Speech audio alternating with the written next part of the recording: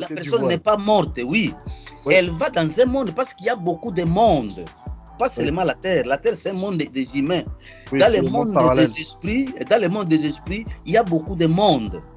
Et si on peut résumer, il peut y avoir autour du monde. Il peut y avoir autour du monde. Et dans ce monde-là, Dieu ne contrôle pas le seul monde qui lui appartient. Les autres mondes-là, c'est le diable qui a la même mise. Regardez, quelle que soit la mort qui va arriver, sachez que si vous êtes païen, vous n'avez pas cru au Seigneur Jésus.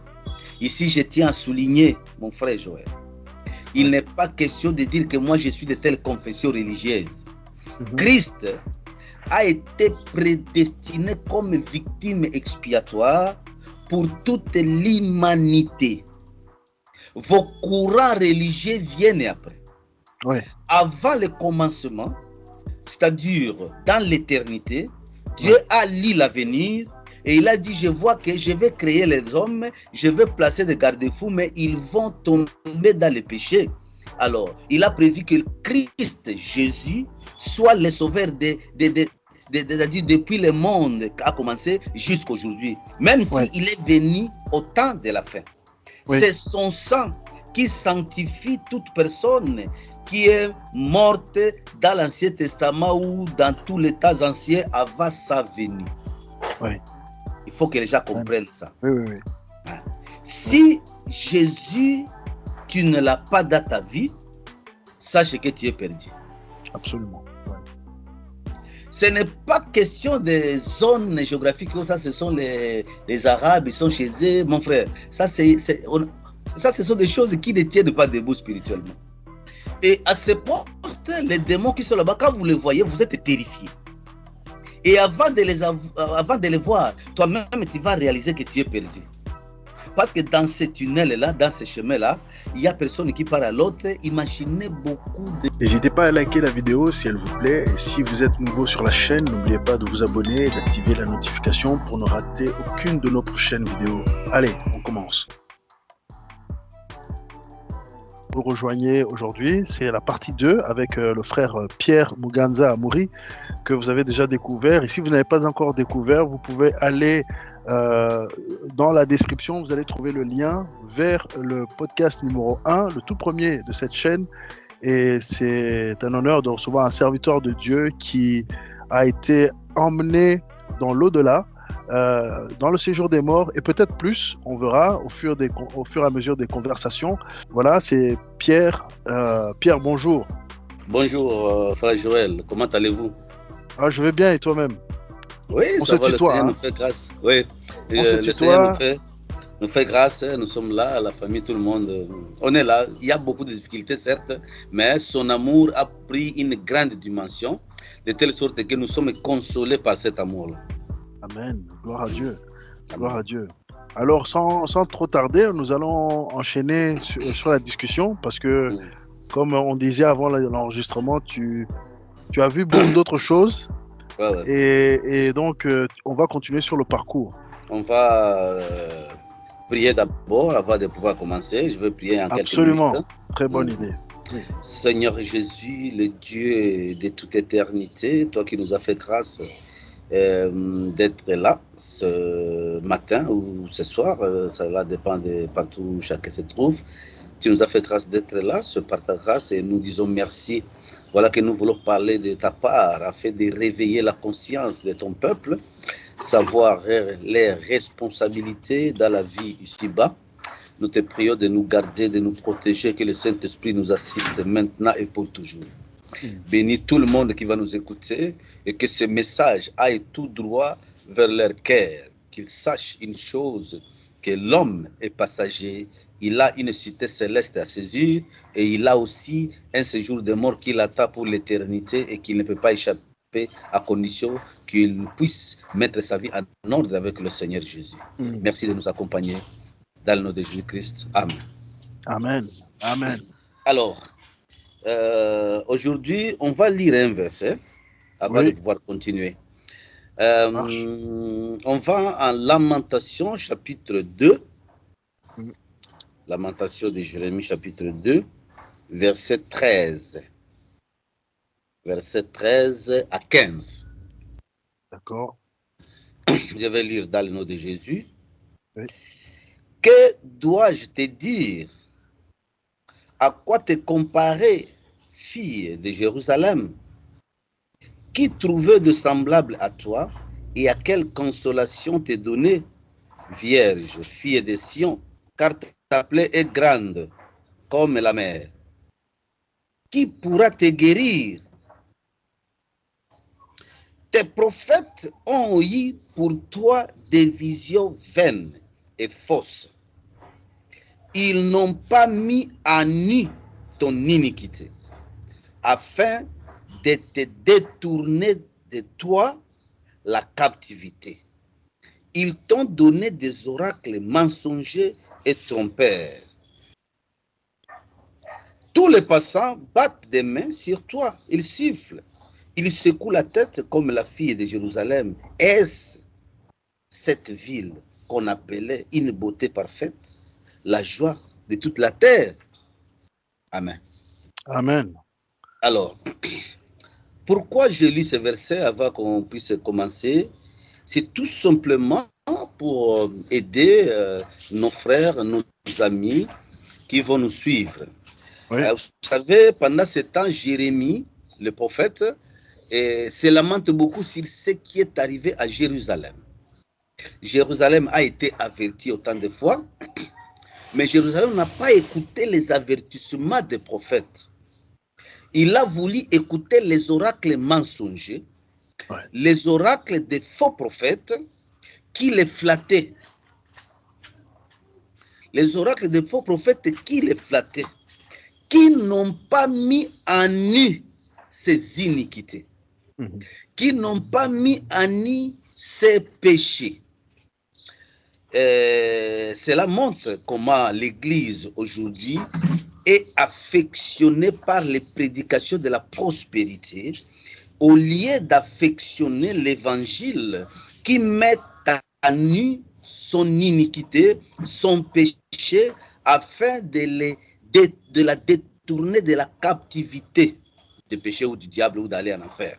Ouais, ouais, ouais. C'est donc une interpellation pour que si dans ton église, on ne met pas à nu tes péchés, on ne te prêche pas les péchés, on ne te dit pas la vérité sur ce qui concerne l'évangile de la vérité ou de la croix, sache tout simplement que tu iras en captivité.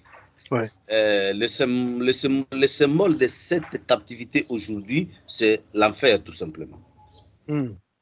C'est ça. Donc, que Dieu nous aide à écouter les reproches et à pouvoir nous adapter, parce que l'Éternel ne reproche que ceux qu'il aime.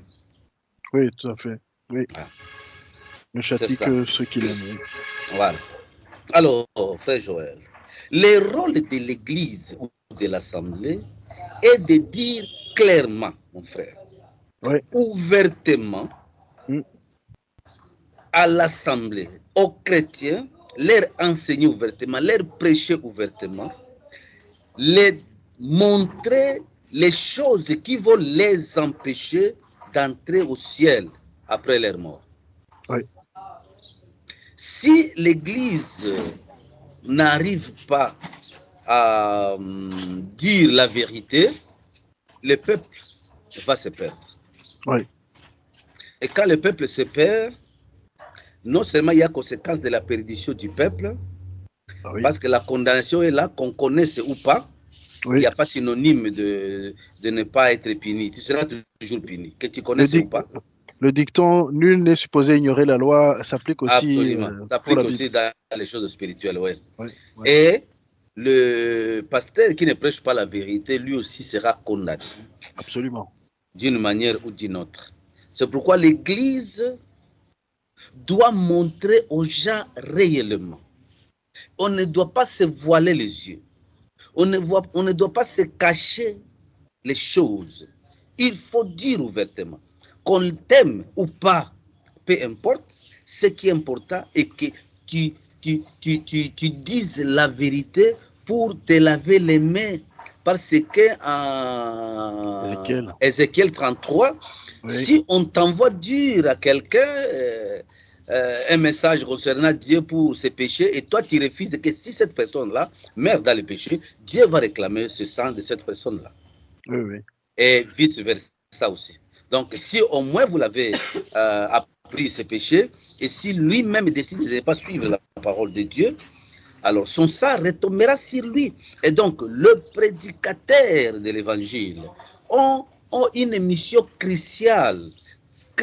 Non seulement ils peuvent aller en enfer sur le fait de ne pas bien enseigner la parole, mais aussi ils peuvent être condamnés sur le fait qu'eux-mêmes ne vivent pas cette parole de Dieu. Oui. Voilà. Absolument. Alors, c'est pas populaire. Hein?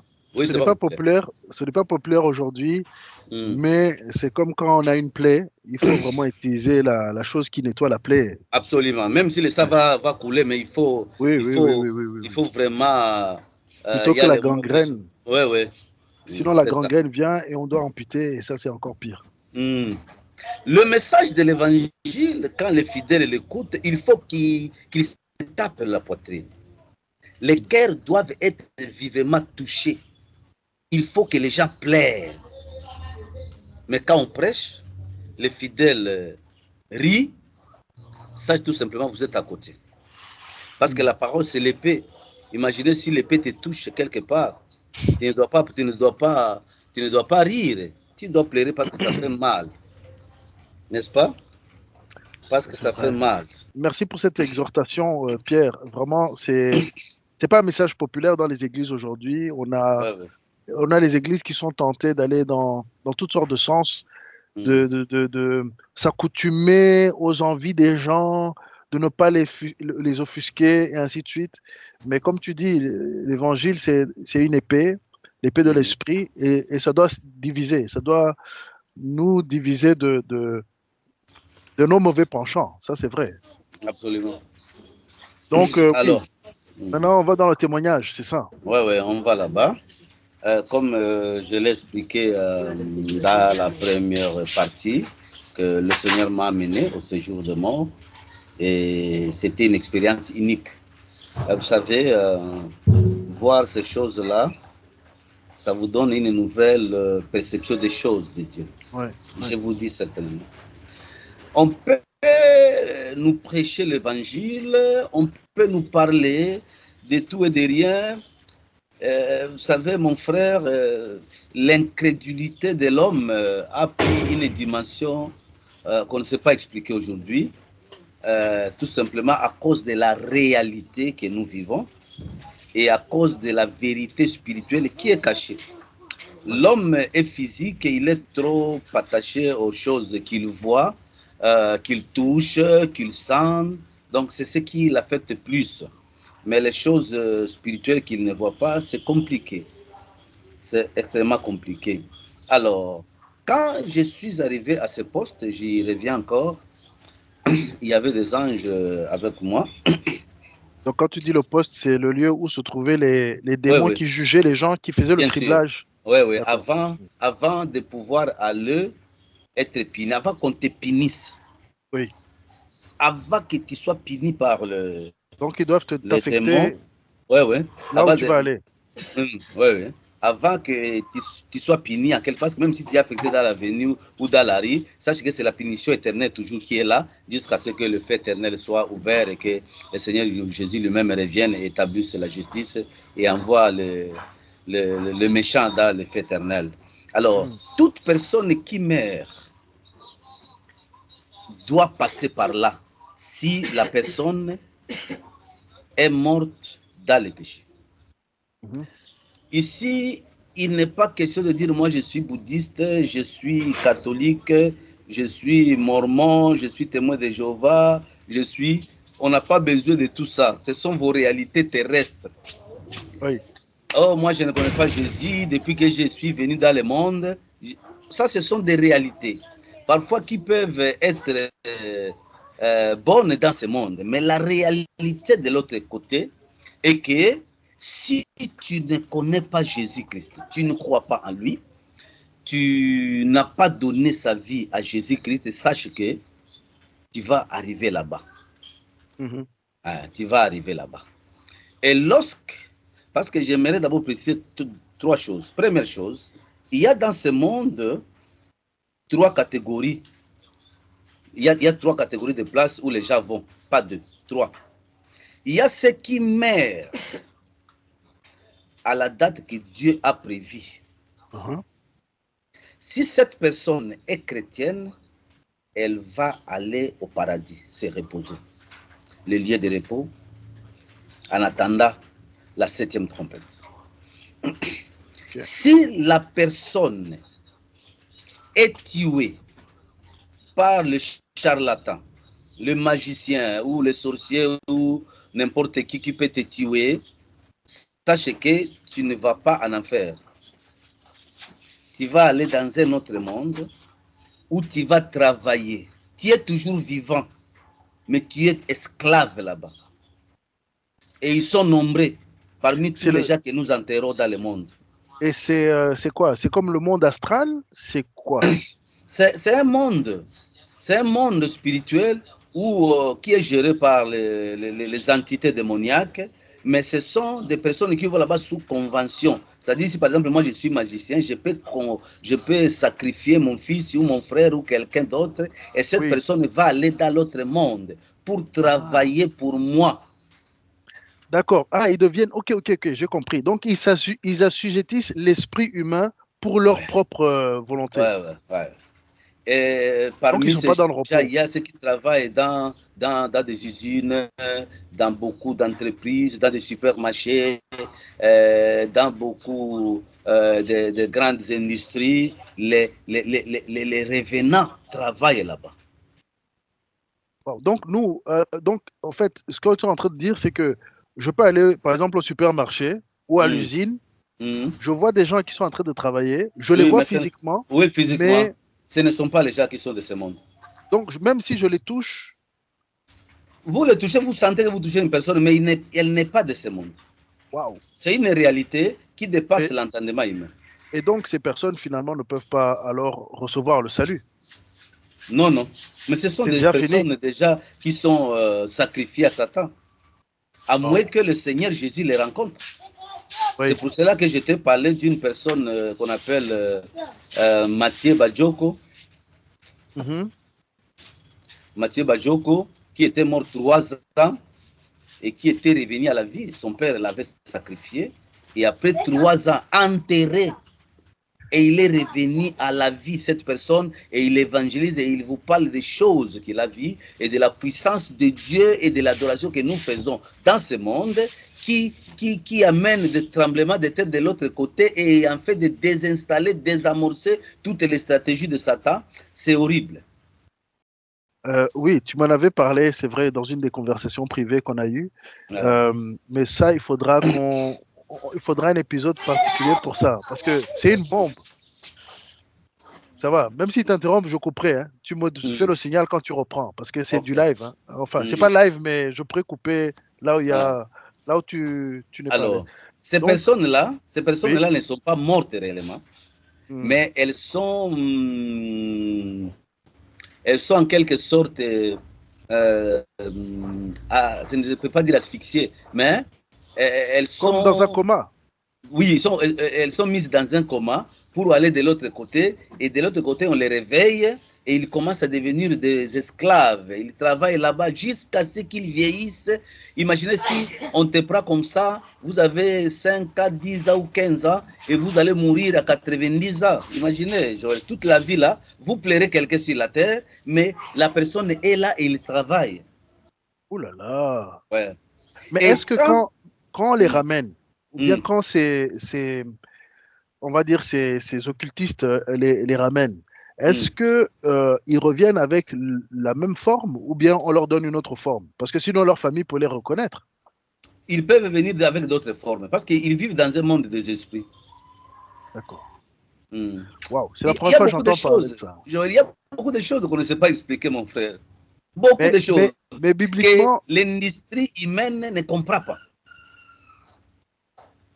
Elle ne peut pas faire ça. Ça dépasse la technologie et tout ce que nous connaissons. Ouais, parce que la technologie que nous avons ici, ça peut être, on peut dire ça, technologie exposant 1.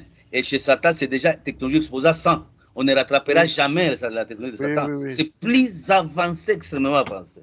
Là, tu me fais penser au livre d'Enoch avec les anges déchus qui ont appris les hommes à faire toutes sortes de choses. Ouais. Mais ça, c'est une réalité que tu as vue de tes yeux aussi? Bien sûr. Oui. Wow. Alors, continuons. il y a, et jusqu'à ce que la personne vieillisse et meure. Quand la personne meurt maintenant, c'est alors qu'elle va au séjour des morts.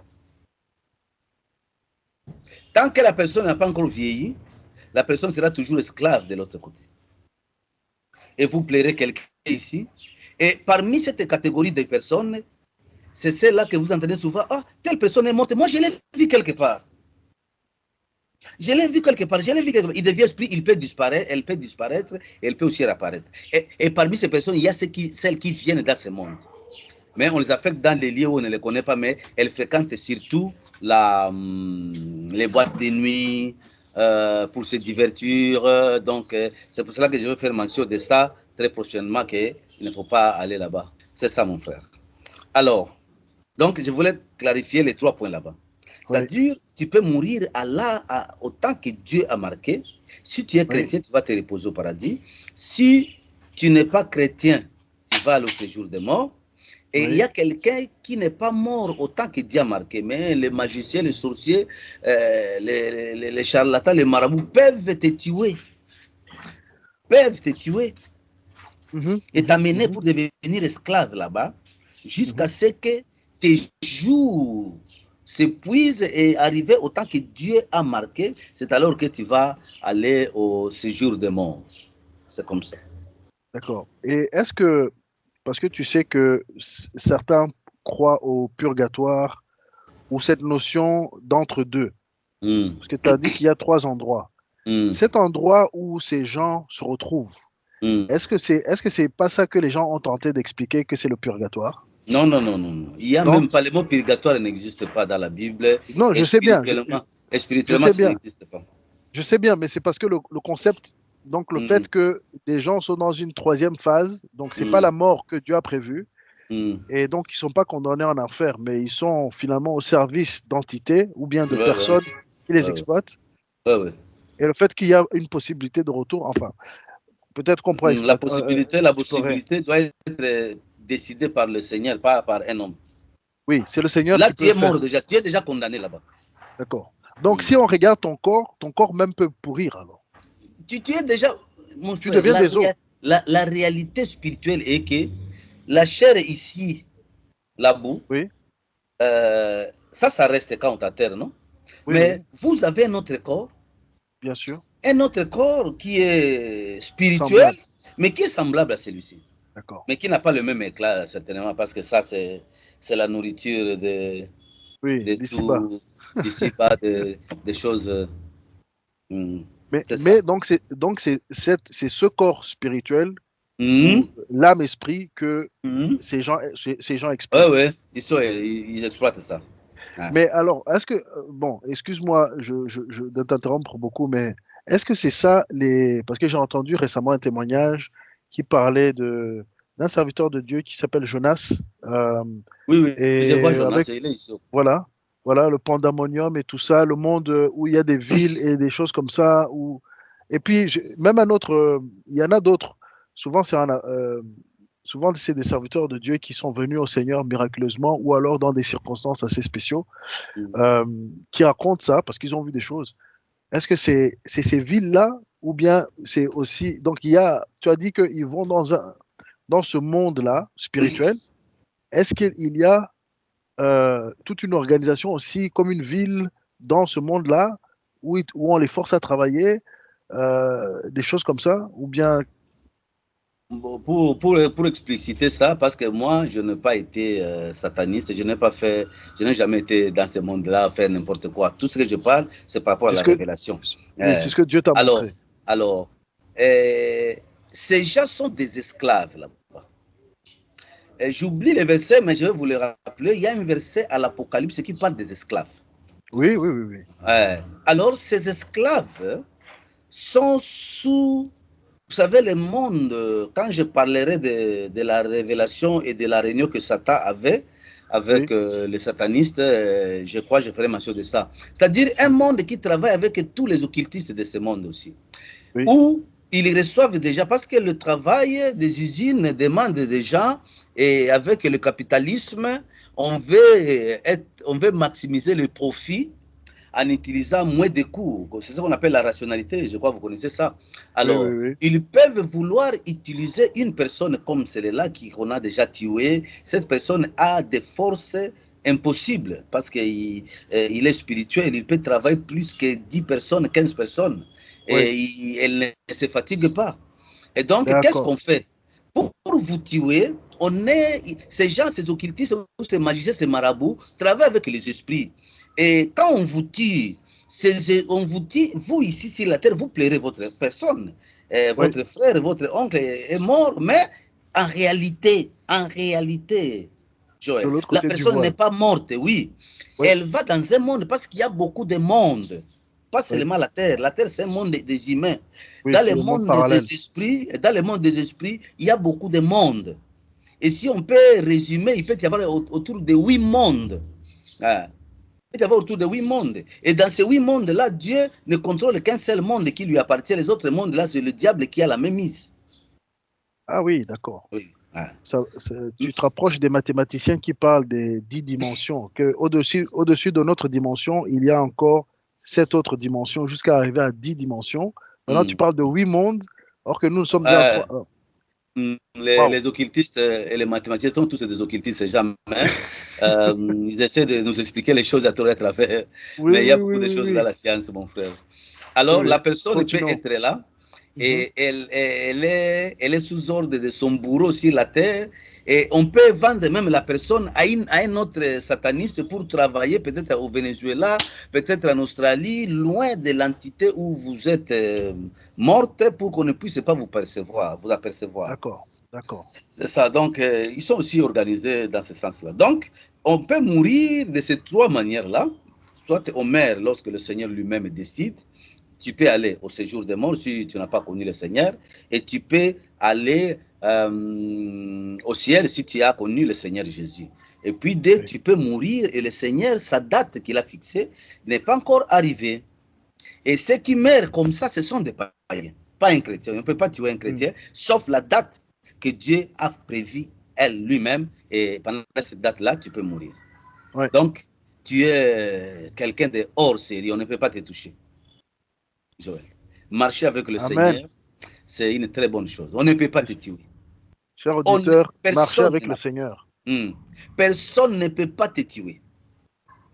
Toi, tu ne quitteras le monde que le jour que le Seigneur lui-même a fixé. A prévu, c'est tout. C'est bien de le savoir. C'est ça. Donc, soyez-en rassurés que même si l'arme de Poutine, là qu'on appelle ça, t'a tombé ici, tu ne mourras pas. Oui, si Dieu n'a pas prévu, il va te protéger. Tu ne mourras pas. Tu ne mourras pas. Psaume 91. Parce que le Seigneur aura failli à sa mission de ne pas te protéger. Or, lui, il te protège chaque jour. Amen. Alors, lorsque tu meurs, à l'instant où tu meurs, on peut t'enterrer. Il y a des gens qui enterrent après une semaine, après 2 semaines, après 3 jours, d'autres les mêmes jours. Je ne sais pas si peut-être tu as été tamponné ou quoi, il n'y a pas moyen de te garder. Quelle que soit la mort qui va arriver, sachez que si vous êtes païen, vous n'avez pas cru au Seigneur Jésus. Ici, je tiens à souligner, mon frère Joël, il n'est pas question de dire que moi je suis de telle confession religieuse. Christ a été prédestiné comme victime expiatoire pour toute l'humanité. Vos courants religieux viennent après. Avant le commencement, c'est-à-dire dans l'éternité, Dieu a lu l'avenir et il a dit, je vois que je vais créer les hommes, je vais placer des garde-fous, mais ils vont tomber dans le péché. Alors, il a prévu que Christ, Jésus, soit le sauveur depuis le monde a commencé jusqu'à aujourd'hui. Même s'il est venu au temps de la fin. C'est son sang qui sanctifie toute personne qui est morte dans l'Ancien Testament ou dans tous les temps anciens avant sa venue. Oui. Il faut que les gens comprennent ça. Oui, oui, oui. Hein? Si Jésus, tu ne l'as pas dans ta vie, sache que tu es perdu. Absolument. Oui. Ce n'est pas question des zones géographiques, ça ce sont les Arabes, ils sont chez eux, mon frère. Ça, ce sont des choses qui ne tiennent pas debout spirituellement. Vous perdez le temps. C'est les cultures faites par, développées par les hommes. C'est ça. Et donc, tu vas arriver là-bas à ce poste. Et à ce poste, les démons qui sont là-bas, quand vous les voyez, vous êtes terrifiés. Et avant de les voir, toi-même, tu vas réaliser que tu es perdu. Parce que dans ce tunnel-là, dans ce chemin-là, il y a personne qui part à l'autre. Imaginez beaucoup de gens qui meurent dans ce monde. Tu sais que dans 4 minutes, il y a au moins minimum 1000 personnes. Dans 4 ou 5 minutes, il y a minimum 1000 ou 1000 personnes. 5000 personnes. Non, 1000 personnes. Dans 4 à 5 minutes. C'est peut-être même plus aujourd'hui parce que nous sommes... Plus aujourd'hui, oui. 8 milliards. Ça, c'est le minimum. Oui. Et la probabilité spirituelle est que une personne va au ciel. Il peut y avoir deux par grâce, mais il n'y a pas beaucoup, mon frère. Mais quand vous constatez les églises qui sont pleines, on loue le Seigneur avec tous les instruments, des discours, des écoles théologiques, et des églises qui pullulent chaque jour. Mais au ciel, il y a peu de personnes qui vont là-bas, peu de personnes. Beaucoup vont en enfer. Oui. Beaucoup. Et ce chemin-là est rempli, comme on disait en anglais, crowded, c'est plein de gens. Oui. Les gens viennent, arrivent là-bas. Et il y a cet endroit-là spacieux que vous allez voir à tour de rôle, chacun est interrogé. Les démons, mon frère, la Bible dit dans Jacques qu'ils croient et ils tremblent. Et c'est la vérité. Oui. Ils ne peuvent pas commencer à vous punir sans d'abord vous questionner et montrer qu'ils n'ont pas, il ne faut pas les traiter de mauvais ou de criminels. Ils ne font que leur travail. Et que c'est toi-même qui as voulu aller là-bas où ils sont. Mon frère. Et quand ils vont commencer à vous poser des questions, ils vont d'abord vous poser la première question qui est souvent posée, c'est de vous dire, n'avez-vous pas entendu parler de votre sauveur que le Créateur avait envoyé pour vous et qui est mort pour vous? À tout le monde, hein? Tout le monde, cette question. Sans exception. Tu vas dire que moi je suis musulman, je suis quoi? Cette question vous sera posée. Wow. Cette question vous sera posée. Et vous devez y répondre parce que là-bas, vous n'avez plus de force. Oui. Vous êtes un outil simple. Il n'y a pas moyen de se défendre là-bas. Et quand on vous pose cette question, vous devez y répondre. Oui. Vous allez répondre si vous avez été vraiment chrétien, que j'ai entendu Jésus. Et puis la question suivante vous sera posée. Pourquoi êtes-vous ici? Si vous avez entendu Jésus. Bien qu'elle ne veut pas parler du nom de Jésus. C'est moi qui parle de ça. Alors pourquoi vous êtes venu ici? Et ils vont vous dire, vous savez pourquoi vous êtes là? Vous allez répondre, parce que parfois les gens oublient.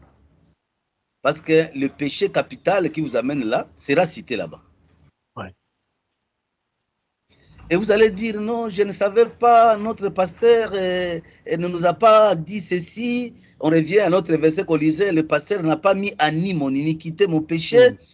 Ils vont faire apparaître un écran, vous montrera quelque part, soit à la télé, soit sur YouTube, soit sur dans une assemblée où vous avez été invité, une assemblée où on prêche la vraie parole du salut. Et on va vous dire, vous avez écouté là-bas, pourquoi n'avez-vous pas crié? Pourquoi n'avez-vous pas crié? Il fallait croire là-bas. Ouais. Et lorsque vous-même vous allez réaliser que vous êtes inexcusable, c'est alors qu'ils vont commencer à te torturer. Mon frère, et vous allez sentir que la vie n'a pas de sens sans Jésus-Christ. Ouais. Tu dis inexcusable, tu me fais penser à l'Épître aux Romains, Ah oui. que l'homme est donc inexcusable, Inexcusable. parce qu'il a tout vu et il a ignoré. Même avec juste la nature. J'emploie cet adjectif-là parce que là, il n'y a plus d'excuses. Ouais. Il y a des gens qui demandent toutes sortes d'excuses là-bas. Ils vont te dire ici, il n'y a pas de pardon. Le pardon n'existe pas ici. Vous avez refusé votre sauveur, vous voulez que nous te pardonnions. Nous, on ne pardonne pas ici. Nous faisons notre travail. Et tu vas passer au criblage. Ouais. C'est ça. Tu vas passer au criblage. Alors, la fois passée, j'ai mentionné le péché de participation. Frère Georges, oui. C'est un péché qui amène beaucoup de gens en enfer. Tu n'as pas commis le péché, mais tu as participé directement ou indirectement. Donc les gens sont mal positionnés dans leur vie. Par exemple, il ne faut pas participer au péché de quelqu'un.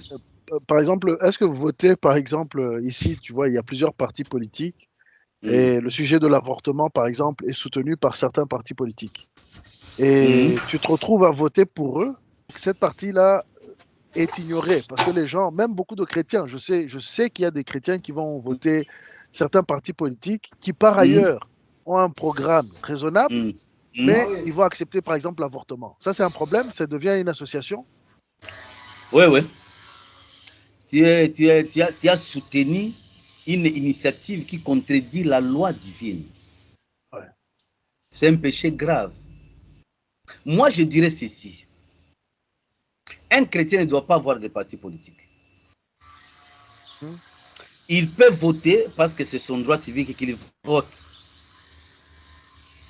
Parce que Dieu a laissé cette latitude-là, que vous choisissiez vous-même. Vous savez, depuis qu'Israël, au temps de Samuel, a refusé que Dieu le conduise, alors Dieu a dit que quand Samuel plairait beaucoup sur cette situation, Dieu a dit ce n'est pas toi, Samuel, qui refuse, c'est moi qui est le fils d'Israël qui les rejette. C'est ça. Donc, si le roi ou le premier ministre ou le gouvernement que vous avez voté, pas le gouvernement, on ne vote pas le gouvernement, mais on vote une personne, un député ou quelqu'un d'autre, ou un président dans un pays démocratique, la personne, tout ce que cette personne va faire vous engage aussi. Oui. C'est pour cela, le mal que les dirigeants font, ceux qui subissent ce mal-là, ce sont les citoyens paisibles, mais qui ont voté. Et Dieu vous laisse retomber ça sur vous, parce que vous avez voté. Il y a des gens qui votent par sentiment, ils ne demandent pas la volonté de Dieu. Oui. Dans tout, on doit demander la volonté et on ne peut pas être à côté d'un parti politique. C'est un conseil que je donne en tant qu'un enfant de Dieu. En tout cas, je ne refuse pas de voter, mais ne soyez pas connecté à un parti politique. C'est très dangereux dans votre vie. Ici en Belgique, il y a les élections qui arrivent en juin. Ça tombe bien que tu parles de ça. J'espère que certains vont le voir. Parce qu'il y a des prières déjà pour qu'il y ait des hommes qui ont la crainte de Dieu en politique, pour qu'ils puissent justement redresser la barre. Mais en même temps, il y a des choix à faire. Vaut mieux parfois voter blanc. On vote blanc et du coup, on n'a pas de sang sur nos mains. Enfin, continuons. Alors, évite les péchés. On les démons peuvent vous démontrer ça, que toi, tu as fait ça, tu as fait ça. Moi, je n'ai jamais fait ça. Non, non. Tu as donné un mauvais conseil à quelqu'un. Oui. Tu as acheté des boissons alcoolisées à quelqu'un. Oui. Tu as travaillé dans une société, par exemple, une société, une industrie de cigarettes, une industrie de vin. Un enfant de Dieu ne peut pas y travailler. Pourquoi? Il y a beaucoup de sociétés. où un enfant de Dieu ne peut pas travailler. Faire la publicité ou le marketing d'une boisson, des condoms, et des choses qui n'honorent pas Dieu, de planification familiale, de, toutes ces choses-là qui sont contre la volonté de Dieu, c'est très dangereux. Oui. C'est très dangereux. Je vois dans ce sens-là, c'est une pente très glissante. Très glissante. Ouais. C'est ça.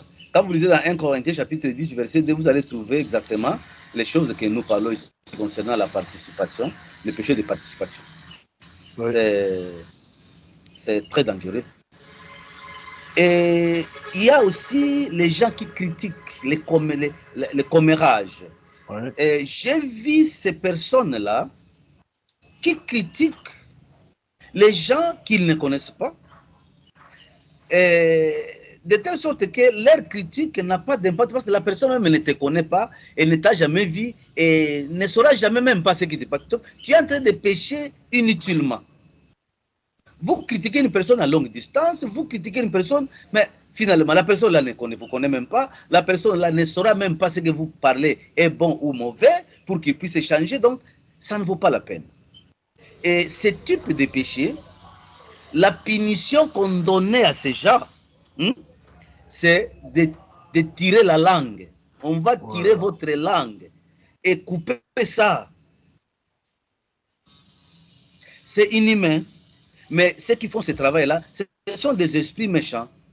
Oui, et souvent, c'est même cela, peut-être que dans notre vie, ils viennent nous inciter à critiquer pour que plus tard, ils vont nous châtier. Il y a des groupes de démons dans le monde. Il y a des démons qui sont là-bas, qui ne viennent pas ici. D'accord.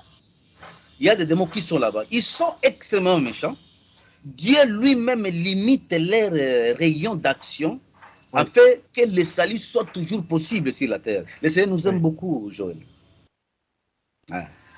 Et il y a des démons qui font ces navigations-là, qui peuvent aller là-bas, qui peuvent venir ici, mais souvent les démons communiquent avec des moyens de communication sophistiqués et ça ne peut être interrompu que s'il y a la sanctification ou l'adoration. Par exemple, la femme de Joël adore Dieu, maman Joël adore en esprit. Je vous dis que ces fils-là, ces satellites-là tombent et ça se détruit de manière instantanée et il n'y aura plus de communication. Et pour les réparer, ça prend du temps. C'est pour cela que le diable n'aime pas l'adoration et n'aime pas la prière. Et vu que tu parles d'elle, je vais dire à ceux qui nous suivent, vous pouvez aller sur House of Worship et retrouver des séances d'adoration ou alors ard-europe.com. Donc, sur la chaîne YouTube. Bon, continuons. Et on prenait aussi des braises qu'on leur mettait dans la bouche. Parce que ce sont des menteurs. Ce sont des gens qui parlent beaucoup. Ce sont des punitions atroces dont j'ai vu des séquences passées et c'est vraiment difficile. Je ne sais pas parler, mais en tout cas, je crois que ce que j'ai dit là montre exactement ce que je vis là-bas, parce qu'il y a beaucoup de choses qu'on ne sait pas vraiment expliquer, mais c'est comme ça. Donc, si vous aimez les commérages, vous aimez les critiques, vous aimez critiquer les gens, les personnes, mon frère, sachez que le jour quand vous allez rencontrer ces démons, vous serez surpris de voir cette cruauté. Et on va s'occuper, parce que ces démons-là s'occupent surtout de la partie qui a été l'auteur des péchés. C'est pour cela que je me souviens aussi du passage que le Seigneur dit. Oui, vaut mieux couper. Vaut mieux aller au ciel, d'aller avec. Oui. Ça prend tout son sens. Ça prend tout son sens. Oui. Il s'attaque à cette partie-là. Donc, nous devons faire attention. Troisième point, troisième péché que j'ai vu, les boîtes de nuit. J'en arrive, les boîtes de nuit. Mon frère, vous en Europe, vous avez des plages. Donc, où les gens. De nuit, cabaret. N'allez pas. Les cabarets magiques là. Les bars, n'allez pas. Les plages où les gens sont nus, tout le monde est nu. Imaginez aussi, je dis entre parenthèses, Joël aussi et Nito Seni là-bas, avec son caleçon, et les enfants vous regardent, les femmes vous regardent, les garçons. Non, un enfant de Dieu ne peut pas aller se baigner dans des piscines publiques ou dans des plages publiques. Non. Votre corps est le temple de Dieu. Il ne doit pas être exposé par qui que ce soit. Il n'y a que ta femme qui peut te voir, tout simplement. Et l'homme, sa femme, c'est tout. Il ne faut pas aller vous exposer parce que c'est le modèle que vous avez trouvé sur la terre. Mon frère, c'est un piège terrible. Tiens donc. C'est ça. Les boîtes de nuit, aller au culte de... On appelle encore quoi ça chez les catholiques? Les cultes des morts. On appelle encore... Ça, c'est comme Halloween et tout ça. Des Halloween, là. Il ne faut même pas aller dans ces choses-là. Les Halloween, c'est assez clair que c'est inspiré par... Même si c'est comme ça, il faut voir comment le monde entier célèbre ça. Oui, c'est devenu une fête très commerciale. Je pense qu'ils essaient de le rendre aussi commercial que Noël. Parce qu'ils gagnent beaucoup d'argent. Et la messe des morts ou des requiem. D'accord, oui, je vois. Oui. N'allez pas là-bas. Un autre endroit qu'il ne faut pas aller dans les lieux de divinité. Par exemple, chez les marabouts, dans la maison où ils invoquent les démons, n'allez pas là-bas. Ouais. Par exemple, il y a une place en France qu'on appelle Lourdes, là où on adore soi-disant Marie là-bas. Un enfant de Dieu ne peut pas aller là-bas. C'est une place pleine de démons et des esprits. Mais les gens sont très séduits par ça, parce qu'ils pensent que là-bas, donc ils mettent leur foi, que là-bas ils vont recevoir leur guérison. Ils vont là-bas et il y a je suis sûr qu'il y a des choses qui se passent, mais la source est questionnable. Mon frère, cette place-là, il faut éviter. C'est une abomination. Non, moi, je n'ai jamais été, mais je sais que beaucoup de gens trouvent ils mettent beaucoup d'espoir dans ces lieux-là. Quel est le message que tu peux leur dire? Qu'est-ce qu'ils devraient faire pour chercher la guérison? Parce que je pense que c'est important de dire que, voilà, il y en a qui se retrouvent avec des maladies, des cancers ou je ne sais quoi, et dans tout ce qu'ils connaissent, c'est là-bas où il y a la solution. Est-ce que tu peux proposer mieux? Parce qu'il faut proposer aussi. Oui, je vais proposer par rapport à la parole de Dieu. Vous savez, celui qui guérit, c'est Dieu. C'est Jésus-Christ qui guérit. La Bible dit c'est par ses meurtrissures que nous sommes guéris. Cette guérison est double, elle est physique et aussi spirituelle. Ce n'est pas Marie. Marie dont ils vont, si c'est adorer ou prier là-bas, ce n'est pas la mère de Jésus. C'est faux. C'est une entité, démoniaque qui seront surpris un jour de voir que ça les ramène dans ces lieux de tourment où je suis en train de parler de l'expérience vécue. Ce n'est pas bon. Allons-y dedans, parce que l'heure avance et ouais. Je vais essayer de ne pas t'interrompre. Oui, c'est un lieu qu'il faut éviter. Ils doivent aussi éviter, quelqu'un qui veut aller au ciel doit aussi éviter les images de soi-disant Marie, les photos de Jésus. Jésus n'a pas de photos. Quand il y a des images, des photos de Jésus, des chapelets, tout ça, il faut éviter. Ça, vous allez partir là-bas et on va vous poser ces questions. Pourquoi vous avez utilisé ces choses? Parce que c'est à cause de Jésus. Tu seras surpris de voir que vous allez en enfer parce que dans ta maison, il y a une photo, entre parenthèses, soi-disant de Jésus. Et ce n'est pas Jésus. D'ailleurs, je tiens à souligner, quand vous priez Marie, vous invoquez les démons pour qu'ils viennent dans votre vie.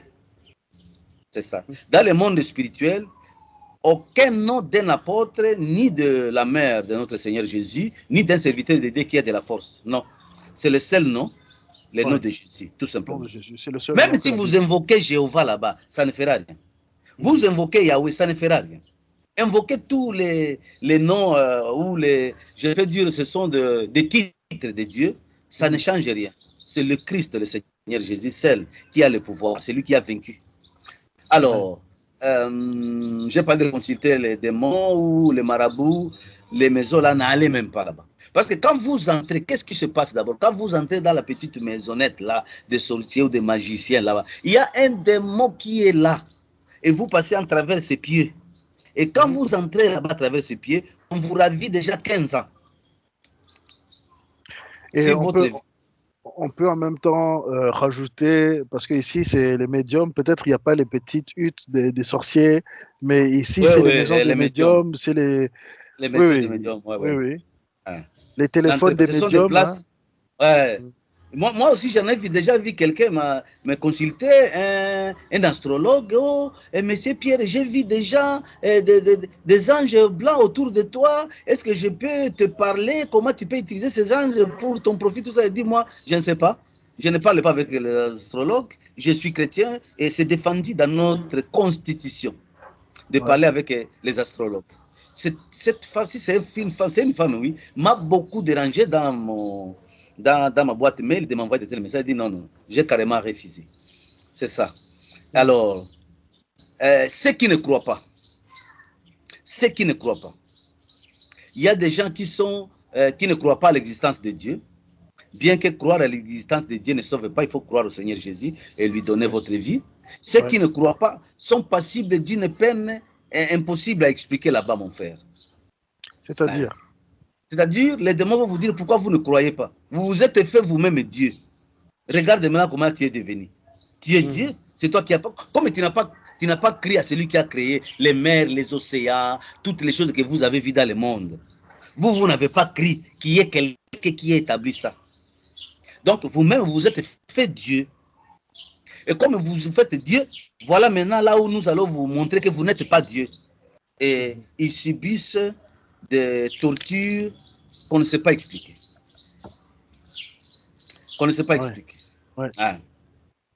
Et parce que les démons eux-mêmes croient, mais vous, en tant qu'homme ici sur terre, vous ne croyez pas. Et vous serez surpris qu'on vous montre qu'il fallait croire. Oui. Alors, dans cet aspect des choses, il y a ceux qui sont les animistes, il y a ceux qui sont les polythéistes, il y a ceux qui sont les monothéistes. Peu importe votre croyance, ce qui est important, c'est le Seigneur Jésus. Si vous croyez en lui, vous êtes sauvés. Il y a des gens... Si vous... Oui, il y a des gens qui disent, ouais, mais parce que je me rappelle même quand j'étais plus jeune, à l'université, il y a une amie qui disait, mais Joël, toi tu dis, c'est seulement Jésus. C'est très... Et tu exclus tout le reste. J'ai dit, mais c'est comme ça, je n'y peux rien, c'est comme ça. Mais on n'était plus amis, hein. On s'était rapprochés, et j'essayais de l'amener l'évangile, et c'est pas qu'on n'est plus amis, mais tout projet qui pouvait avoir lieu a été arrêté d'elle-même, hein. Elle pouvait pas, l'idée était trop agressive pour elle. L'idée était trop... ça confond les gens. Pourtant, dans la vie, il y a beaucoup de situations où on le voit. Il n'y a qu'une seule manière de reproduire des enfants. Il faut l'homme et la femme. Il n'y a qu'une seule manière de digérer la nourriture, c'est que ça passe dans l'estomac. Enfin, en général, oui. Mais chaque fois, on fait passer dans l'estomac et les boyaux. Donc, les gens, ils ont du mal à comprendre que aussi, pour le salut, il faut seulement le Seigneur. Mais c'est ainsi. Non, nous n'avons pas de problème avec ces gens. Il y a des soldats qui les attendent là-bas à l'entrée. Ils ont déjà qui les attendent là-bas. Je dis ceci quand je fais le témoignage, parfois quand je prêche. Si tu ne veux pas croire maintenant, tu vas croire par la force. Oui, c'est ces jours-là. Le pari de Pascal. Hein. Il vaut mieux croire et se tromper que de ne pas croire et se rendre compte que c'est... Voilà. C'est terrible. C'est ça. Les gens qui ont choisi d'intégrer n'importe quelle église. Mon frère Joël, sur la terre, votre église doit faire minutieusement l'objet de réflexions. Vous savez, même si vous dites que vous êtes chrétien, le fait que vous entrez dans une fausse église, cela va fausser votre foi et vous allez vous perdre. Ils ont la liste de toutes les fausses églises. Et ils vont vous dire là-bas, parce que vous êtes dans cette église, c'est pour cela que vous êtes ici. Tous les gens qui vont dans cette église, ils nous appartiennent. Donc, parce que les gens, c'est comme le péché d'association. Ils se sont associés avec quelque chose qui est sourcé par par quelque chose qui n'est pas la vérité, un esprit de mensonge. Oui, parce que le diable menace beaucoup d'églises sur la terre, qu'on ne vous trompe pas. Il a beaucoup d'églises sur la terre. Oui, on s'en rend compte de plus en plus. Et quand vous entrez dans cette église, il n'y a pas l'évangile de la vérité. On ne parle pas de Jésus. D'autres ne parlent pas de Jésus. D'autres, on parle des guides spirituels. On parle des prophètes. D'autres, on peut parler de Jésus, mais on ajoute encore d'autres choses. C'est pour vous embrayer, pour que vous restiez dans une foi que vous ne savez même pas. Tu crois à quoi? Tu es toi-même tiraillé partout. Tu sais, on ne te parle de ceci, tu crois. On ne te parle de ceci, tu crois. On ne te parle de ceci, tu crois. Tu n'as pas de positionnement. Quelqu'un qui croit, c'est quelqu'un qui est objectif. Il sait que je crois en ça. Donc, votre église, tu dois t'assurer que c'est une église qui parle du message du salut concernant la personne de Jésus-Christ et dont notre cité est céleste. Ça, qu'on ne vous trompe pas. Ah. Oui. Les fausses églises ont comme mission amener les gens en enfer. Et à l'instant où nous parlons, ces fausses églises ont plus de membres. Leurs pasteurs ou apôtres ou prophètes ont une notoriété mondiale incontestable. Même si vous réveillez le roi Léopold II chez vous là-bas, si vous enseignez la parole de Dieu, la vraie parole, tu n'auras pas une notoriété. Jésus a réveillé Lazare, mais les Juifs, quelques Juifs ont crié et d'autres ont allé comploter pour le tuer. Parce qu'ils ont leur foi, les Sadducéens, les pharisiens, ils ont leur foi. Ils ne venaient pas à Jésus pour écouter l'évangile, ils venaient pour voir comment lui tendre un piège. Ce n'est pas pour écouter. Tout à fait, tout à fait. Donc, votre église doit être quelque chose de bon. Sinon, si c'est une mauvaise église, sachez que les jours que vous allez arriver, on va vous rappeler que votre, même si vous étiez un homme bon sur la terre et vous craignez les péchés, mais l'évangile de votre église vous a mis dans l'obscurité de ne pas voir la lumière de Christ, vous allez partir en enfer, vous irez en enfer. Donc, et les démons vont vous rappeler ces choses-là. On peut conseiller aux gens, par rapport à l'église, la meilleure manière de choisir une bonne église, c'est surtout déjà vous-même de lire la Bible et de voir que toute la Bible est enseignée. En tout cas, il faut chercher Dieu. Aller à l'église, c'est bon, mais priez le Seigneur. Dites-lui, Seigneur, montre-moi l'église où je dois aller. Oui. Et au bout d'un moment, le Seigneur peut te révéler. Les signes vont montrer ce qui est bon et ce qui est à éviter. L'esprit va vous l'indiquer. Exactement. Il y a les homosexuels, mon frère, les homosexuels. Les gens qui ont des tatouages, les gens qui portent les boucles d'oreilles. Hein, je parle ici surtout les hommes, ceux qui s'échangent de sexe avec la nouvelle technologie, des hommes qui deviennent des femmes qui deviennent des hommes. Je vous dis que ces gens subissent des tortures qu'on ne sait pas expliquer. On va vous lire beaucoup de versets parce qu'ils s'appuient toujours sur la parole de Dieu, ces gens. C'est des mots. Parce que la parole de Dieu, pour eux, c'est le code spirituel incontestable. Ils connaissent que c'est ça ce que l'Éternel a parlé. Le Créateur, il appelle comme ça le Créateur. Il faut lire des versets dans l'Ancien Testament et dans le Nouveau Testament, condamnant le tatouage, condamnant le changement de sexe, condamnant les boucles d'oreilles, condamnant tout ce que les hommes homosexuels font. Et ils subissent des tortures comme prendre des choses, c'est-à-dire des lames de fer pointues pour utiliser sur les parties intimes. C'est très atroce. Oh là là. C'est très atroce. C'est très atroce. Je ne sais pas. Ceux qui couchent avec les animaux, ceux qui couchent, c'est-à-dire les femmes, entre hommes, oui. Mais souvent, les gens le savent. Hein. Ceux qui utilisent. Il faut aussi le dire. Souvent, les gens savent que c'est pas correct. J'ai connu, enfin, que c'est pas correct, je vais dire, au niveau du royaume de Dieu. Je dois préciser que par rapport au royaume de Dieu, ce n'est pas accepté. Et du coup, après la mort, lorsque on n'a plus le contrôle de notre âme, c'est là où ces choix deviennent importants. Parce que ici, par exemple, en Belgique, c'est dans la loi. Les gens, ils ont le droit de faire tout ce qu'ils veulent. Et donc, effectivement, en Belgique, fais ce que tu veux, mais sache que il y aura des conséquences. Donc, lorsqu'on meurt, on n'a plus le contrôle. La Belgique n'a pas juridiction sur ton âme.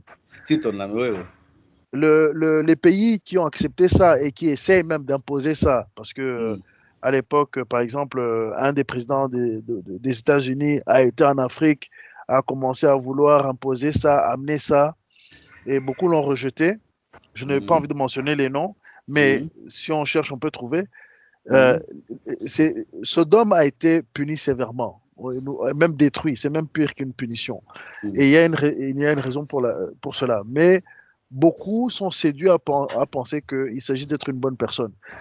Par rapport, tu peux être sympathique, et je connais beaucoup de gens sympathiques. C'est pas là la question. Je pense qu'il faut préciser, là il s'agit de l'âme. Il s'agit de l'adresse éternelle. Et pour tous les témoignages que j'ai suivis, notre corps, on a des sensations, mais notre âme ressent 10 fois plus. Notre corps spirituel, ou même 100 fois plus, ressent la douleur, les odeurs, la vue. On peut voir à des kilomètres, certains disent. Et donc, toutes les punitions que notre frère Pierre est en train de dire, on va les ressentir autant plus. Mais bon, il s'agit de l'âme. Donc, ceux qui veulent nous accuser qu'on est homophobe ou quoi, là n'est pas la question. Il faut regarder juridiction. En Belgique, tu as le droit de faire tout ce que tu veux. Moi, je ne te condamne pas par rapport à la loi de la Belgique. Ce qui te condamne, c'est la loi du ciel. Et c'est le ciel qui va déterminer où tu vas passer ton temps. Donc, je pense que les gens doivent comprendre ça. Et voilà. Le jet de sexe, parce que l'écran montre tout ce que les gens font là-bas. Mon frère, l'écran montre tout. Le jet de sexe, avec les objets qui sont fabriqués aujourd'hui dans des boutiques de nudité, les hommes n'ont plus besoin de femmes, on fabrique des sexes féminins pour eux, des objets en plastique. Mon frère, tu vois un peu toutes ces choses abominables qui excitent la colère de Dieu. Il y a même les poupées maintenant. J'oublie. Et maintenant, les robots arrivent. Les robots, oui. Et les robots arrivent maintenant. Les robots arrivent. L'utilisation de ces choses, vous allez retrouver des vrais sex toys là-bas, dans les séjours démons, que les démons vont utiliser pour te faire sentir la douleur de tout ce que tu aimes. Ils vont te dire, tu aimais ça quand tu étais là. Et nous sommes en train de perpétrer les domaines que tu aimais sur la terre. Et nous sommes ici, tu ne vas pas te fatiguer parce qu'ici tu ne meurs pas, mais nous allons continuer à te faire ça. Tu vas beaucoup pleurer. Et personne ne va jamais te consoler parce qu'il n'y a pas la consolation là-bas. Il fait chaud, il fait tellement chaud. Le monde là, c'est comme de la cendre brûlante. Il n'y a pas d'éclairage, c'est sombre. Je vous dis, vous allez, je ne sais pas, que Dieu nous pardonne. En tout cas, si je peux dire un mot à nos interlocuteurs, même si tu es de n'importe quelle église, s'il te plaît, ayez le bon sens de réfléchir un tout petit peu sur votre vie. Après la mort, c'est le jugement qui arrive. J'ai voulu intégrer quelque chose ici avec frère Joël. Vous voyez, les gens parlent souvent, oh, que ton âme repose en paix. Que ton âme repose en paix. Cette expression-là, moi, je ne l'utilise pas. C'est une expression satanique que les gens utilisent qui ne connaissent pas la vérité. L'âme qui doit avoir la paix après la mort, c'est l'âme qui croit au Seigneur Jésus. Oui, et d'ailleurs, c'est là où ça peut être dit avec confiance, c'est dans ce sens-là. Sinon, il vaut mieux peut-être se taire. Et on n'a pas besoin de parler ça parce que ce n'est pas te parler ou tes propos qui déterminent soit la paix de l'âme, soit la souffrance de l'âme. Nous n'avons rien à faire là-bas. Nos propos ici ne changeront rien, mon frère. C'est-à-dire, quand vous mourrez, la carte est déjà consommée, c'est fini. Ce que tu as fait sur la terre, c'est ce qui va donner résultat par rapport à ce que tu vas attendre là-bas comme expectation. Ah donc, les objets, les jeux de sexe, toutes ces pratiques-là, tout ce qu'on fait là-bas, tout ce qu'on fait dans des boîtes de nuit, toutes ces choses-là seront expulsées. Et les démons vont utiliser les mêmes méthodes pour te torturer. Ouais. Et ce n'est pas un jour, pas 2 jours, pas 3 jours, pas une année, pas 2 ans. Toutes les années que tu seras au séjour de mort. En attendant le feu éternel. Il y a lieu de réfléchir là-dessus. Absolument. Les injustes, Joël. Les injustes, vous savez, la fois passée, je vous ai dit que quelqu'un qui est déjà parti au séjour de mort, je me souviens d'une femme qui a donné un témoignage. Il y a une maman qu'on appelle Linda Rica. Madame Linda Rica, hein, elle est de quel pays là? Entre Togo et Nigeria là-bas. Il y a un pays là-bas. Les gens pourront trouver. Cette maman, ce qu'elle dit, c'est la vérité. Quand j'ai entendu, j'ai compris que cette maman a vu le séjour des morts. Oui. Elle parle des détails. Que vous avez vu aussi, que tu as vu aussi. Oui, que j'ai vu. Et elle va au-delà même. Elle va au-delà parce qu'elle était morte. Ah oui, donc elle le vivait pas en visite. Et elle-même était le matériel didactique. Moi, j'assistais. Oui, c'est vrai. Elle a été matériel didactique. Oui. Alors, les injustes dans tous les domaines. Dans la vente, vous avez acheté un panier ou un t-shirt 10 €, vous vendez ça 15 €. Vous vendez ça 20 €. Vous allez au-delà de ce que vous devez percevoir. Vous êtes injuste. Là, tu viens de tuer toute l'économie de certains coins. Mon frère, c'est comme ça. Nous devons être justes dans tout ce que nous faisons. Oui. Dans l'achat. Joël, chez lui, a 3 enfants, mais il y a l'enfant de son oncle qui est là. Maman Joël, quand elle prépare la nourriture, elle donne plus de bonne quantité à ses enfants, et à l'autre enfant, elle donne un peu seulement. Elle n'est pas juste. Elle ne peut pas entrer au ciel comme ça. Mon frère, les détails comptent sur le plan spirituel. Et ils suivent tout de près. Mon frère, c'est comme s'il y a une caméra qui nous suit ici. Même pendant que nous faisons ça, nous sommes suivis. Nous sommes contrôlés. Il y a la caméra de Dieu et le diable, il filme tout. L'homme est filmé, papa. Il n'y a pas quelque chose que tu peux faire en cachette. Il n'y a pas. Il n'y a pas. Il n'y a pas. Mais ces choses, l'homme ne comprend pas. Oui. C'est pour cela, ne péchez pas. Dites que frère Joël quitte là-bas, il va au Canada, ici on ne me connaît pas. Quand vous péchez là-bas, les démons qui sont là-bas transmettent déjà les messages dans leur presse. Ils ont la presse, ils ont leur presse satanique. Il dit la personne qui nous dérange à côté de telle la Belgique, telle église, il travaille là-bas, mais la personne là, voilà ce qu'il a fait. Et tous les démons sont au courant. Et ils se moquent de tout. Et quand vous prêchez, il dit, laissez tomber ce monsieur, voilà ce qu'il a fait. On envoie ce message à tous les démons. Et les démons n'auront plus peur de toi. Et pendant que tu fais ça, la gloire de Dieu va se retirer de toi. Tu vas croire que je suis chrétien, mais la gloire de Dieu se retire de toi et les démons arrivent et ils font n'importe quoi. Les injustes, dans le jugement. Ici, j'en appelle sur les juges. Les juges doivent faire attention. Parce que quelqu'un a beaucoup d'argent, vous l'appuyez, parce qu'il est le fils de tel monsieur, il est président, vous êtes toujours à côté de lui, vous ne lui montrez pas ses erreurs ou ses défauts, au lieu que vous soyez juste dans vos jugements, vous êtes impartial, mon frère. Donc vous êtes partial, en fait. Vous êtes partial, je m'excuse, vous êtes partial. Ici, il n'y a pas de problème, quelqu'un qui ne va pas te suivre, c'est personne. Mais le jour du jugement, on va étaler tout là-bas. Et tu seras seul. Finalement, dans la vie, on peut se retrouver dans plusieurs situations compliquées. Parce que beaucoup de gens veulent l'ascension sociale, l'ascension, mais qui amène aussi d'autres pièges. Absolument. On se rajoute, parce qu'il y en a, ils montent dans la société, mais on ne sait pas comment ils sont montés. On veut monter comme eux, mais ils sont arrivés là-bas par des manières parfois injustes. Pas tous, mais par des manières injustes. Et on ne peut pas suivre et on se dit, mais on se plaint, or que Dieu est en train de nous garder. Injuste dans la parole. 2 poids, 2 mesures. Parce que c'est ton fils, tu pardonnes. Parce que l'autre n'est pas ton fils, tu es trop dur avec lui. Tu comprends ce que je veux dire là-bas? Oui. Mon frère, sache que tu as fort à faire à Dieu. Les injustes. Parce que le pouvoir aujourd'hui manipule même la justice. Les gens qui ont l'argent, ils manipulent la justice.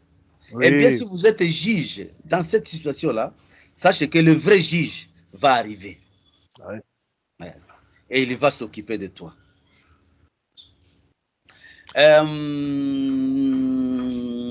Pour ceux qui vendent, par exemple, je ne sais pas si ce système existe chez vous là-bas. Ici, chez nous, on vend les foufous, c'est-à-dire les farines, les foufous de farine. La farine, hein. oui. La farine en poudre là, on vend. Oui. La farine il de y a maïs, des mesures, les haricots, les soya, tout. On met des mesurettes, non? Des pots, tout ça. Oui. Maintenant, sur la balance. J'ai vu les gens, ils prennent ici au verso de ces pots-là, ils essaient un peu d'enfoncer le truc là. Il ne faut pas rire, Joël. Ils enfoncent. C'est la méchanceté de l'homme, là. C'est pour que ça réduise. Ça réduise la quantité. Vous qui achetez, vous croyez que j'ai acheté la quantité, j'ai acheté 1 kilo, 2 kilos, mais par contre, on a enfoncé le derrière et ça ne donne pas la même quantité. Sachez que le Seigneur qui voit tout regarde, mon frère, ces choses-là. Si vous ne confessez pas et abandonnez, les démons qui sont au poste là-bas vont se charger de toi et ils vont tout montrer. Mais je pense qu'il faut aussi encourager les gens dans un certain sens. Il y a aussi beaucoup de bénéfices à être juste. Il faut aussi qu'on le dise. Oui. Il y a beaucoup de bénéfices à être juste. Certes, le temps de Dieu peut nous sembler parfois long, mais il y a beaucoup de bénéfices à être juste. Amen. Ce commerçant qui est tenté de vendre moins en pensant qu'il fait une marge et que chaque fois il prend un peu, il est en train de souiller son âme. Mais lorsque tu vends le bon poids ou bien que tu vends le bon prix et que tu fais ta marge, un commerçant doit faire sa marge. Tout le monde est d'accord. Parce que tu as tes coûts.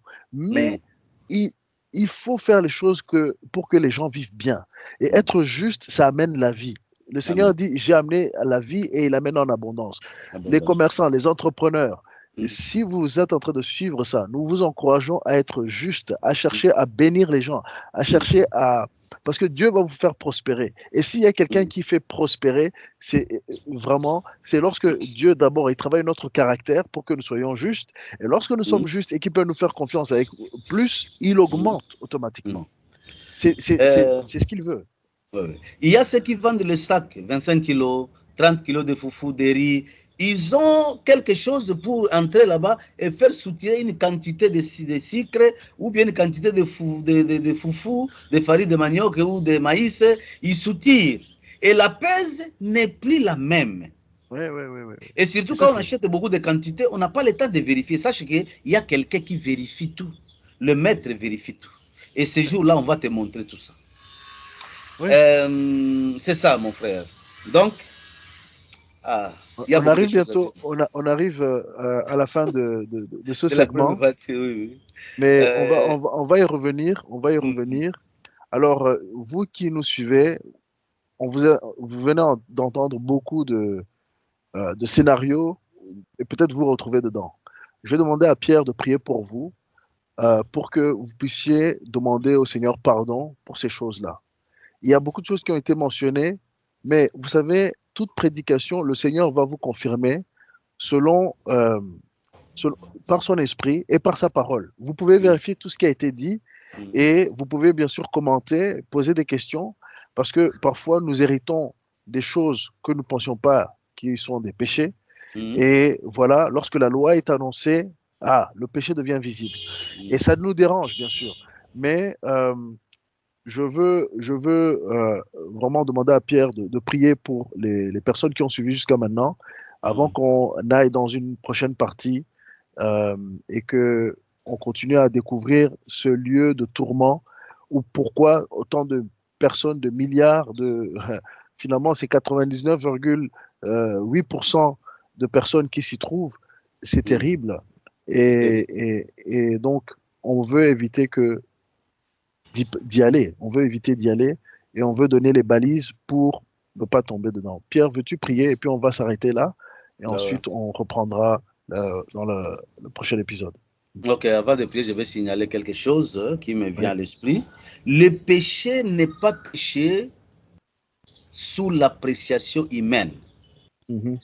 Le péché est péché parce que le Créateur dit que c'est un péché. Oui.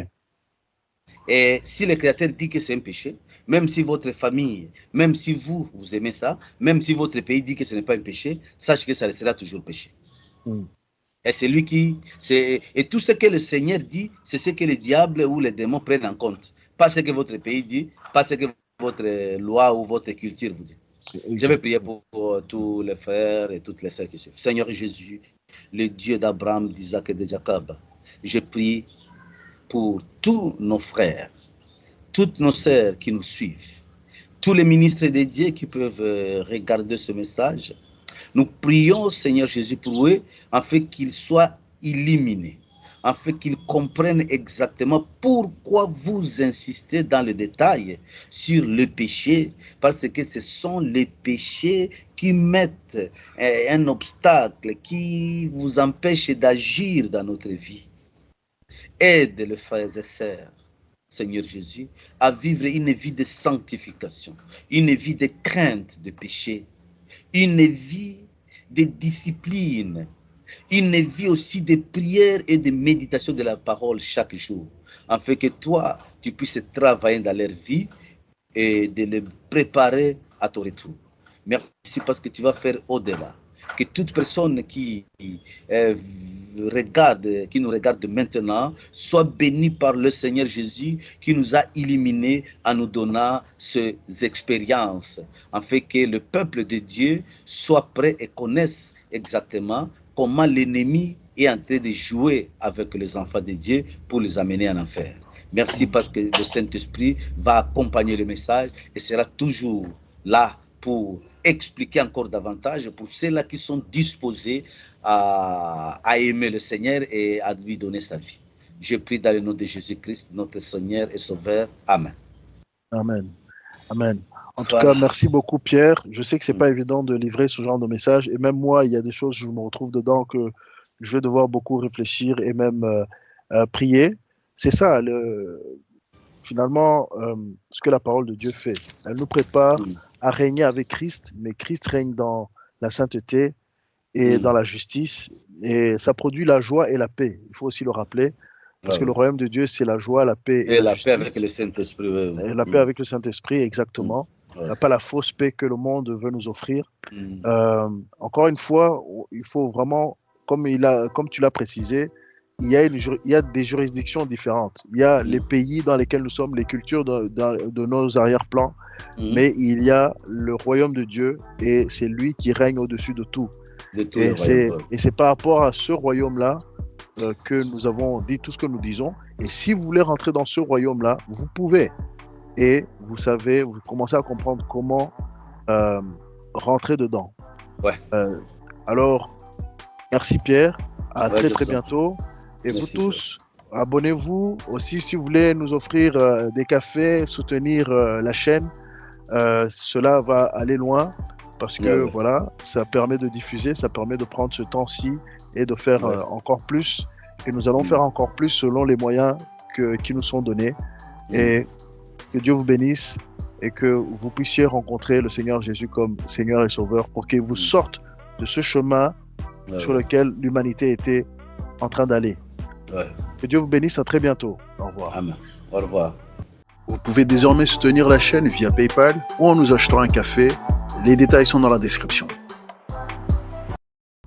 Vous pouvez désormais nous contacter par WhatsApp, nous envoyer des audios ou des vidéos au numéro affiché sur l'écran ou au lien Google Drive dans la description.